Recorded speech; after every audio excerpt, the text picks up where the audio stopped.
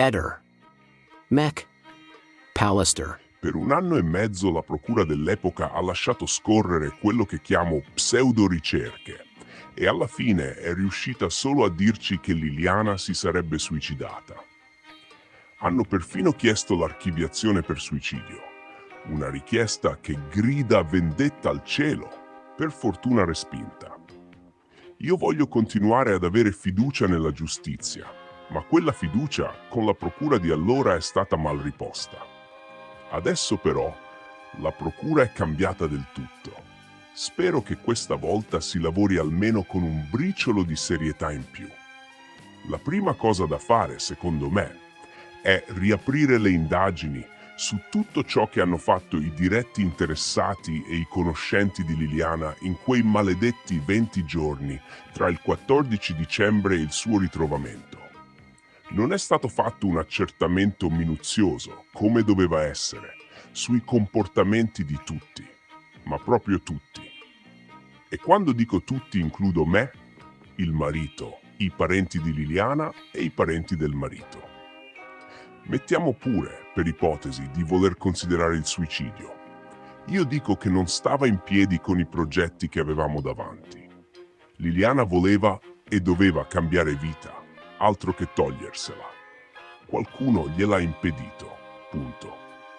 Chi parla di suicidio porti le prove. Liliana è stata trovata integra il 5 gennaio, dopo la scomparsa del 14 dicembre. In 22 giorni non le è accaduto nulla, neppure ha digerito l'uvetta della colazione. Gliel'hanno trovata nello stomaco. Questo per me significa una cosa sola: è morta poche ore dopo l'ultima colazione. Liliana è morta il 14 dicembre, io dico in mattinata, ed è stata eliminata perché voleva cambiare vita. Questa è la realtà su cui non si è indagato seriamente. È ora di farlo, meglio tardi che mai. Ne sono convintissimo. Non esiste che Liliana avesse anche solo una mezza intenzione di suicidarsi. Non ne aveva motivo. Stava cambiando tutto. Voglio anche restituirle ciò che lei avrebbe voluto essere. Quanto al marito, è un caso singolare. Scopre che da tempo la moglie si scambia con me messaggi d'amore. Parliamo di centinaia, per non dire migliaia, nell'arco di 1 anno, e non si inalbera, non chiede chi sia quest'uomo. Sebastiano semplicemente se ne infischia di sapere chi è questo tizio che per 1 anno scambia con sua moglie 1000 messaggi d'amore.